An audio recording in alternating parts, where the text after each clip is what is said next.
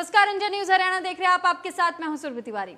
तो दिल्ली एनसीआर में रिमझिम ने अब मौसम का मिजाज बदल दिया। हल्की बारिश ने भीषण गर्मी से लोगों को राहत देने का काम किया। 7 जुलाई के पास मानसून पहुंचने की संभावना जताई जा रही है। हरियाणा के कई जिलों में बारिश ने राहत दी है और बारिश होने से किसानों के चेहरे पर भी खुशी की लहर दौड़ गई है। धान की रोपाई में सहायक होगी बारिश और रोहतक में गर्मी से लोगों को निजात मिली है।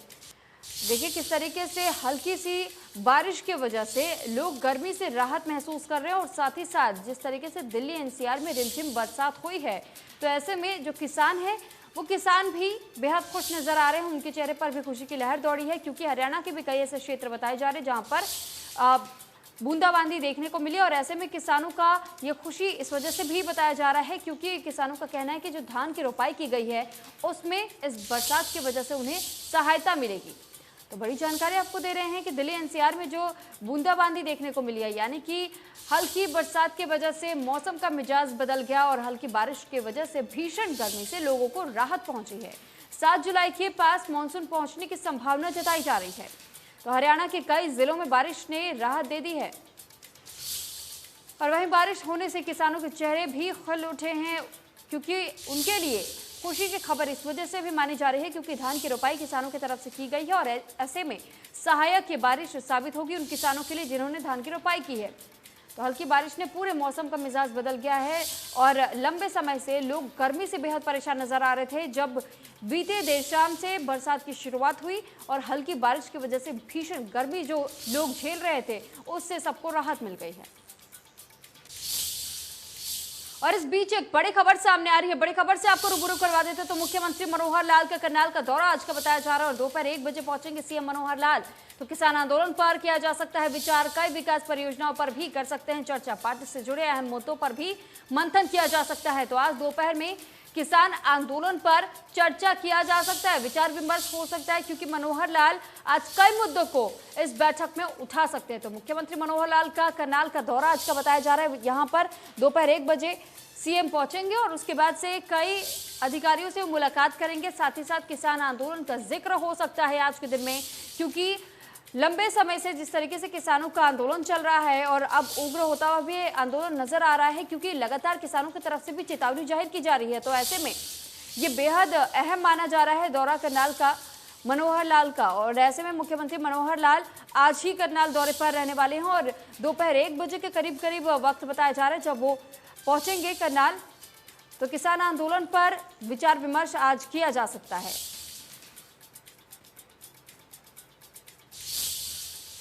तो वहीं हरियाणा के उप मुख्यमंत्री दुष्यंत चौटाला लॉजिस्टिक हब के निर्माण कार्यों से संबंधित विभागों और हरियाणा राज्य उद्योग एवं बुनियादी ढांचा विकास निगम के आला अधिकारियों के साथ बैठक की।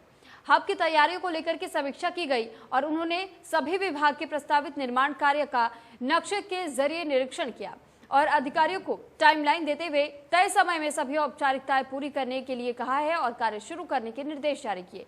डिप्टी सीएम के पास उद्योग एवं वाणिज्य विभाग का प्रभार भी है। उप मुख्यमंत्री ने समीक्षा बैठक के बाद बताया कि नांगल चौधरी में integrated multi modal logistic hub के खुलने से दक्षिणी हरियाणा में पहली बार मल्टीनेशनल कंपनियां आएंगी और महेंद्रगढ़ जिले के लिए राजस्व का हिस्सा भी बढ़ेगा।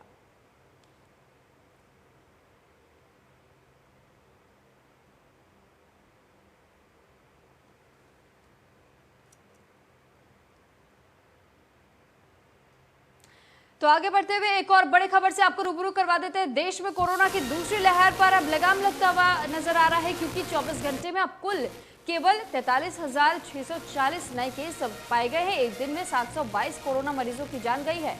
कुल केस 3 करोड़ 5 लाख के पार बताए जा रहे हैं और अब एक्टिव केस 4,90,000 के पार। तो कोरोना से जुड़ी हुई बड़ी जानकारी आप तक पहुंचा रहे हैं कि किस तरीके से बीते 24 घंटे की अगर बात करें तो बीते 24 घंटे में लगातार अब गिरावट दर्ज की जा रही है और कोरोना के केसेस जिस तरीके से पहले बढ़ते हुए नजर आ रहे थे तो अब इसमें बेहद कमी देखने को मिल रही है और देश भर में अब कोरोना के मामले पर लगाम लग रहा है। 24 घंटे में 43,640 नए केस की पुष्टि की गई है। वहीं एक दिन में 722 कोरोना मरीजों ने दम तोड़ा है। तो ये बड़ी जानकारी इस वक्त की कोरोना से जुड़ी हुई आपको दे रहे हैं। कुल केस 3 करोड़ के करीब बताए जा रहे हैं और एक्टिव केस की बात की जाए तो 4,90,000 के आसपास के एक्टिव केसेस बताए जा रहे हैं। देश में कोरोना की दूसरी लहर पर लगाम लगता हुआ अब दिखाई दे रहा है। तो अब आपको हरियाणा के अपडेट भी दे देते हैं कि हरियाणा में इस वक्त कोरोना की क्या कुछ स्थिति है। प्रदेश में कोरोना के 76 नए केसेस अब तक सामने आ चुके हैं। 24 घंटे में 15 लोगों ने जान गंवाई है और एक दिन में 148 मरीज रिकवर भी हुए हैं। तो कुल केस 7,68,000 के पार पहुंच चुका है और प्रदेश में अब एक्टिव केस की संख्या की अगर बात की जाए तो 1,293 अभी भी एक्टिव केसेस बताए जा रहे हैं। कुल केस 7 लाख के पार है प्रदेश भर में, वही 1,293 एक्टिव केसेस हैं। तो लगातार प्रदेश में जिस तरीके से गिरावट दर्ज की जा रही है, हरियाणा सरकार के लिए ये बेहद महत्वपूर्ण। कोरोना की तीसरी लहर की आशंकाओं के बीच में कोरोना की दूसरी लहर पर धीरे धीरे लगाम लग रही है। कोरोना अभी पूरी तरह से खत्म नहीं हुआ है, बावजूद इसके लोग अभी से ही लापरवाही बरत रहे हैं। लोग बिना मास्क लगाए घर से बाहर भी निकल रहे हैं और यही नहीं, लोग बिना कोरोना प्रोटोकॉल का पालन किए बाजार में खरीदारी भी कर रहे हैं। हमारे संवाददाता विपिन परमार ने चंडीगढ़ में लोगों की लापरवाही का जायजा लिया। देखिए, पूरे देश में अनलॉक की प्रक्रिया की शुरुआत हो चुकी है और इसी के साथ साथ तमाम गाइडलाइंस और जो नियम तय हैं, दूसरी लहर के बावजूद तस्वीरें वही देखने को मिलती हैं। ये 22 की मार्केट है, आप देखिए कैमरा घूमते ही मास्क जो है वो लगना तय हो गए, शुरू हो गए हैं और लोग जो हैं यहाँ पर पहले बिना मास्क के बिल्कुल जो है वो घूम रहे थे, बैठे हुए थे। ये सेलर्स हैं सेक्टर 22 में, आपकी जहाँ जहाँ भी नजर जाएगी आप जो है ज़्यादातर लोगों को जो है एकदम से मास्क पहनते जो है वो देखेंगे।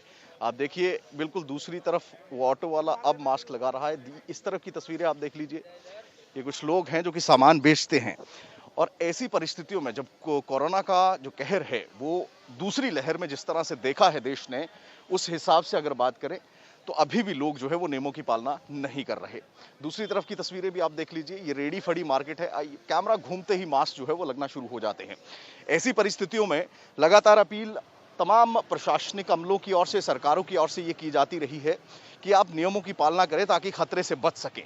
लेकिन ऐसी परिस्थितियों में भी यहाँ पर जो है जो लोग खरीदारी के लिए भी आ रहे हैं या फिर जो बेचते भी हैं, और बड़ी क्लोज प्रॉक्सिमिटी जो है इस मार्केट की रहती है, बहुत भीड़ भाड़ वाला इलाका जो है वो ये रहता है 22 का। चलानिंग लगातार की जा रही है, चलान्स लगातार काटे जा रहे हैं, लेकिन फिर भी जो डर है वो जिस तरह से पहली लहर के बाद लोगों का जो है वो खत्म हुआ था, लोग जो है निडर होकर निकल रहे थे, वो दूसरी लहर के प्रकोप के बाद भी उसी तरह की तस्वीरें चंडीगढ़ के अलग अलग इलाकों से देखने को मिल रही हैं। और ज़्यादातर शॉपकीपर्स जो हैं, लाजमी सी बात है कि आदमी को खुद सोचना होगा कि उसकी सुरक्षा उसके अपने हाथ में है, लेकिन कैमरे का डर, ये कैमरा जब घूमता है तो मास्क जो है वो चेहरे के ऊपर, नाक के ऊपर आ जाता है। लेकिन अगर आप वैसे इस मार्केट में घूमें तो ज्यादातर मास्क आपको नीचे दिखाई देते हैं। और उस परिस्थिति में जब आप क्लोज प्रॉक्सिमिटी में सामान बेचते हैं, लगातार कांटेक्ट आपका रहता है, आपका लेन देन पैसों का रहता है, ऐसी परिस्थितियों में संक्रमण को रोकने के लिए जो नियम, जो गाइडलाइंस तय की गई हैं सरकार और प्रशासन की ओर से, उनकी पालना अगर सही से की जाए तो संक्रमण को रोका जा सकता है। लेकिन तस्वीरें बिल्कुल विपरीत हैं और लाजमी सी बात है कि कहीं ना कहीं खतरे से भी सीख ना लेते हुए चंडीगढ़ जो है इस ढिलाई का फायदा उठाता नजर आ रहा है। और कारण यही है कि डेल्टा प्लस और तीसरी लहर के खतरे के बावजूद लोग जो है यहां पर ना तो मास्क ना सोशल डिस्टेंसिंग करते नजर आते हैं। कैमरा पर्सन शशांक के साथ विपिन परमार, इंडिया न्यूज, चंडीगढ़। तो वहीं पेट्रोल डीजल की बढ़ती कीमतों पर लगाम नहीं लग पा रही और पेट्रोल डीजल के बाद अब रसोई गैस से जुड़े घरेलू सिलेंडर के दाम भी साथ में आसमान पर हैं। तो वहीं घरेलू गैस के बढ़े दाम से गृहिणी भी परेशान नजर आ रही हैं। हाँ, आम आदमी पेट्रोल डीजल की कीमतों को लेकर काफ़ी परेशान था और जदोजहद कर रहा था। वहीं अब रसोई गैस की कीमतें बढ़ने से आम गृहिणियों के बजट पर काफ़ी असर पड़ा है। लगातार सिलेंडरों के जो रेट रसोई गैस के जो बढ़ते जा रहे हैं उसको लेकर लोग काफ़ी परेशान हैं। हम लोगों से बातचीत करेंगे पर है और जिस तरह से लगातार जो रेट बढ़ रहे हैं रसोई गैस के, पेट्रोल डीजल के, तो कहाँ तक आप इसको वहन कर पाएंगे? ये बहुत ज़्यादा गलत हो रहा है क्योंकि 25 रुपये आज रेट बढ़ा है। और क्योंकि आप कंपैरिजन कर सकते हैं 2 सालों के रेट का कि आज से 1-1.5 साल पहले क्या रेट थे और आज की डेट में क्या रेट है। ये मोदी सरकार द्वारा ये राहत दी जा रही है हमें। 100 रुपये लीटर पेट्रोल हो गया है और अप्रोक्स 90 के बराबर डीजल पहुंच गया है। और यहाँ पे सिलेंडर है जो लगातार बढ़ता ही जा रहा है जी, रुकने का नाम ही नहीं ले रहा। तो कैसे जो सब्सिडी थी वो खत्म हो गई और अब तो ये 850 रुपये का सिलेंडर है जी। और इसके बाद भी अभी ये पता नहीं कि कहाँ पे जाके रुकेगा। तो कैसे एडजस्ट कर पाएंगे जो ये रेट लगातार जो बढ़ रहे हैं, कैसे एडजस्ट कर पाएंगे? एडजस्ट कर पाना जी, एक तो लॉकडाउन की मार, महामारी की मार बहुत ज़्यादा, ऊपर से महंगाई की मार ने और लोगों की कमर तोड़ दी है, तो ये बहुत ज़्यादा गलत असर पड़ रहा है दुनिया पे। बिल्कुल, कहीं ना कहीं लोग इससे काफ़ी परेशान हैं। हमारे साथ और भी लोग हैं, उनसे हम बातचीत करेंगे। हमारे साथ एक यहाँ पर शख्स आए हैं, वो हमें बताएंगे जो रसोई गैस की जो रेट बढ़े हैं और जो पेट्रोल डीजल की लगातार रेट बढ़ रही है, अब रसोई गैस के रेट भी बढ़ा दिए हैं, कैसे इसको आप एडजस्ट कर पाएंगे? बुरा कोई अच्छा काम नहीं, अच्छे दिन आने थे लेकिन दुगने बुरे हैं। तो कैसे इसको एडजस्ट कर रहे हैं आप? उसको उधार ले ली, उसको ले ली, तो काफ़ी दिक्कत आ रही है, ऊपर से कोरोना में जो बुरा। बिल्कुल, कहीं ना कहीं लोग लगातार परेशान हैं। और जो रसोई गैस की जो कीमतें बढ़ी हैं, जो 843 रुपये 50 पैसे जो सिलेंडर का रेट अब हो गया है, इससे पहले जो 818 रुपये था, और कहीं ना कहीं 25 रुपये 50 पैसे जो रेट बढ़ा है, उसको लेकर कहीं ना कहीं रसोई का बजट बिगड़ा है। और जो रसोई के जो महक है मसालों की, वो कम होती जा रही है। कहीं ना कहीं लगातार गृहिणियां परेशान है और आम आदमी, आम जन लगातार त्राही त्राही कर रहा है। कैमरा पर्सन पृथ्वीराज के साथ जोगिंदर कुंडू, इंडिया न्यूज। तो वहीं हरियाणा कांग्रेस में अंतरकलह की खबरें सामने आ रही है, जिसको लेकर के कुमारी सैलजा ने कहा है कि मैं कांग्रेसी हूं, लेकिन हमारी नसों में कांग्रेस का खून दौड़ता है और मैं छत्तीस बिरादरी को साथ लेकर चलती हूं।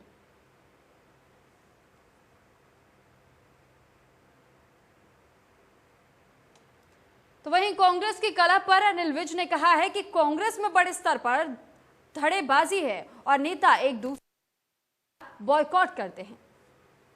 उनका पार्टी का इंटरनल मामला है और इनमें धड़ेबाजी तो है ही है, और रोज हम देखते हैं कि एक दूसरे के कार्यक्रमों में ये बाइकआउट करते हैं, जाते नहीं हैं। रोज देखते हैं तो उछल कूद इनकी होती रहती है, और हुड्डा को लीडर बनाने के लिए पिछले कई सालों से वो कैंपेन चला रहे हैं। लेकिन तो दूसरी ओर कांग्रेस की कला को लेकर के झज्जर से विधायक गीता भुक्कल ने कहा है कि चौधरी किसे मिलनी है और किसे देनी चाहिए, ये पार्टी हाईकमान फैसला लेगा।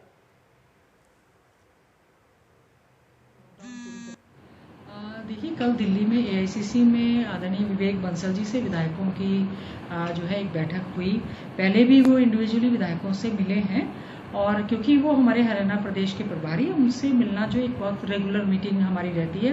क्योंकि इस समय म्यूनिसिपल कमेटीज, म्यूनिसिपल काउंसिल के चुनाव, पंचायती राज के चुनाव, जिला परिषद के चुनाव जो है उनकी डेट्स हरियाणा में आनी बाकी हैं, उनके चुनाव होने वाले हैं। तो उसको लेकर भी पूरी तरह से चर्चा हुई कि क्या पार्टी को ये चुनाव जो है वो सिंबल पर लड़ने चाहिए या सिंबल पर नहीं लड़ने चाहिए। और दूसरा, संगठन को लेकर भी उनसे पूरी तरह से बातचीत हुई है कि अतिशीघ्र जो है हरियाणा में संगठनात्मक तौर पर जल्दी से जल्दी संगठन बने, ताकि मजबूती के साथ कांग्रेस पार्टी जो है आम जनमानस की लड़ाई को। तो हरियाणा के पूर्व मुख्यमंत्री और इंडियन नेशनल लोकदल के राष्ट्रीय अध्यक्ष ओम प्रकाश चौटाला जेबीटी भर्ती घोटाला मामले में सजा पूरी होने के बाद तिहाड़ जेल से औपचारिक रूप से रिहा हो गए हैं। हालांकि वो कोरोना महामारी के कारण जेल से पहले ही बाहर चल रहे थे। बता दें कि उनकी सजा 23 जून को पूरी हो गई। सिलसिले में वो तिहाड़ जेल पहुंचे और उन्होंने तिहाड़ जेल पहुंचकर सभी तरह की कागजी कार्रवाई पूरी की और ओपी चौटाला के जेल से बाहर आने पर समर्थकों ने लड्डू बांटकर खुशी भी मनाई। वहीं तिहाड़ से रवाना होने के बाद दिल्ली गुरुग्राम बॉर्डर पर इनेलो कार्यकर्ताओं ने नारेबाजी कर बॉर्डर पर ओपी चौटाला का भव्य तरीके से स्वागत किया।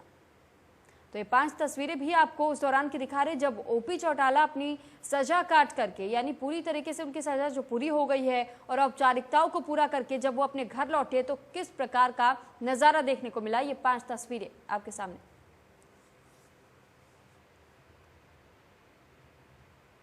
लंबी कानूनी लड़ाई के बाद ओम प्रकाश चौटाला जी की स्पेशल मिशन को दिल्ली सरकार ने मंजूर करके 22 जून को हमें सूचित किया जेल प्रशासन के माध्यम से कि उन्हें एक बार जेल सरेंडर करना पड़ेगा और उसके बाद उनकी फाइनल रिहाई कर दी जाएगी। ओम प्रकाश चौटाला जी मेदांता में उपचाराधीन थे और आज लगभग 10:30-11 बजे उन्होंने तिहाड़ में सरेंडर किया। हमने इस बारे में एक फॉर्मल एप्लीकेशन फाइल की कि उन्हें फाइनल रिलीज किया जाए। कागजी कार्रवाई के बाद तिहाड़ प्रशासन द्वारा उन्हें फाइनल रिलीज कर दिया गया है। तो वहीं इनेलो नेता अभय चौटाला ने कहा है कि ओपी चौटाला की रिहाई से कांग्रेस को तकलीफ हुई है और ओपी चौटाला के जेल जाने के पीछे भी कांग्रेस का हाथ है और इसके लिए कांग्रेस को माफी मांगनी चाहिए। उसमें लिखा है कि सबसे ज्यादा कोऑपरेटिव करने वाले व्यक्ति थे, हर चीज में कोऑपरेट करते थे, जेल के हर नियम की पालना करते थे, मानते थे। इन्होंने एक दिन भी जेल मैनुअल से बाहर जा करके कोई काम नहीं किया, चाहे मुलाकात की बात थी, चाहे कोई कोर्ट में जाने के लिए था या कोई और किसी किस्म के भी समय समय के जो आदेश थे उन्होंने उनकी सबकी पालना की। आउटस्टैंडिंग रिपोर्ट उन्होंने खुद दी और उन पर आरोप लगाते थे कि इनके पास टेलीफोन पकड़ा गया। उस टेलीफोन के नाम के ऊपर भी कहीं चौटाला साहब की रिहाई में रुकावट पैदा करते थे। चौटाला साहब जिस कमरे में रहते थे उस कमरे में कोई तम्बाकू पकड़ी गई, जबकि चौटाला साहब तो तम्बाकू सेवन भी नहीं करते थे। उन्होंने तो 77 में तम्बाकू फेंक दी थी, उसके बाद उन्होंने कभी बीड़ी, सिगरेट, पान किसी भी चीज को हाथ नहीं लगाया। उससे पहले हुक्का पीते थे, वो उन्होंने छोड़ दिया। इस किस्म के आरोप लगाकर भी उनको जेल में रोकने की कोशिश की गई और जेजेपी वालों की तरफ से भी ये कोशिश रही। मुझे हैरानी है, दुष्यंत का दिग्विजय का बयान आया था, कह रहे थे कि हमें बहुत खुशी है चौटाला साहब रिहा हो गए। उनसे पूछने वाला हो, चौटाला साहब का एक्सीडेंट हुआ था, उनके हाथ में फ्रैक्चर आया था, आज उनकी रिहाई पे तुम्हें खुशी हो रही है।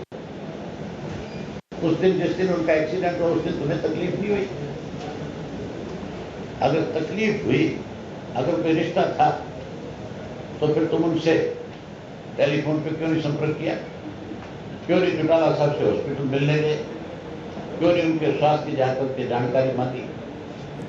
ना अजय सिंह गया, ना इसके दोनों बेटे गए। खबरों में आगे बढ़ने से पहले एक नजर हेडलाइंस पर।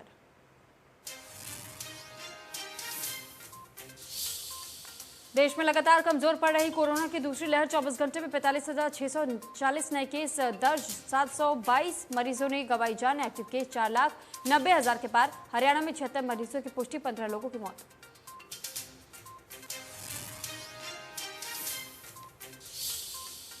मुख्यमंत्री मनोहर लाल का करनाल दौरा, आज दोपहर 1 बजे पहुंचेंगे मनोहर लाल। कई विकास परियोजनाओं समेत अहम मुद्दों पर कर सकते हैं चर्चा।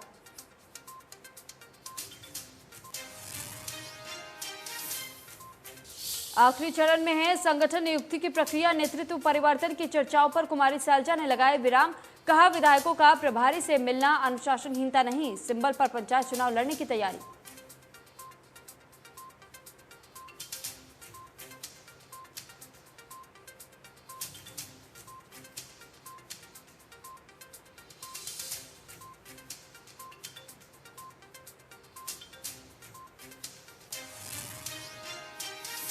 तो चलिए खबरों में आगे बढ़ते हैं। लोकसभा के मॉनसून सत्र में बॉर्डर पर बैठे किसान दिल्ली कूच कर सकते हैं और किसान नेता बूटा सिंह ने कहा है कि संयुक्त मोर्चा की बैठक में लिया जा सकता है फैसला कि संसद तक पैदल मार्च होगा या फिर दिल्ली मार्च।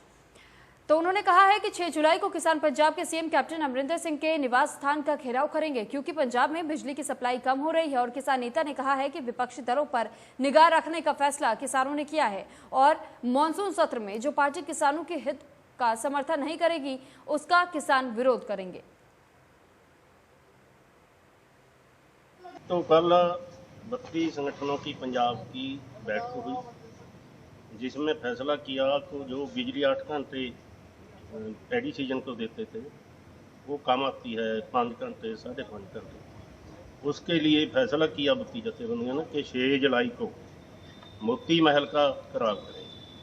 सारे पंजाब में लोग जाएंगे, 32 संगठन जाएंगे। 5 तारीख तक का अल्टीमेटम दिया है। अगर 5 तारीख तक बिजली की सप्लाई ठीक हो जाती है फिर तो सोचा जा सकता है, नहीं हर हालत जा करना मुख्यमंत्री को बराबर करेंगे। दूसरा तरफ आज संयुक्त मोर्चे की मीटिंग है, मानसून सेंसर भी बैठना है 19 जुलाई को, तो उसमें भी विचार करेंगे आज की बैठक में कि क्या किया जाएगा। संसद मार्च होगा, संसद मार्च वाला कि पैदल मार्च किया जा सकता है, कोई और ढंग निकाला जाता है। कुछ न तो किसान आंदोलन में हिंसा को लेकर के प्रदेश के स्वास्थ्य मंत्री अनिल विज ने कहा है कि ये महात्मा गांधी का देश है और धरना प्रदर्शन करने का सबको हक है, लेकिन किसी को हिंसक गतिविधियां करने का हक संविधान नहीं देता। ये महात्मा गांधी का देश है, हमने प्रजातंत्र अंगीकार किया है, इसमें धरने प्रदर्शन करने की तो सबको इजाजत है, लेकिन इस प्रकार की भाषा बोलने की और इस प्रकार की गतिविधियां करने की इजाज़त ये संविधान नहीं देता है, और जो ऐसे करेगा उसको कानूनन उसका पूरा इलाज। फिलहाल इस बुलेटिन में इतना ही। आप बने रहिए इंडिया न्यूज़ हरियाणा के साथ। नमस्कार।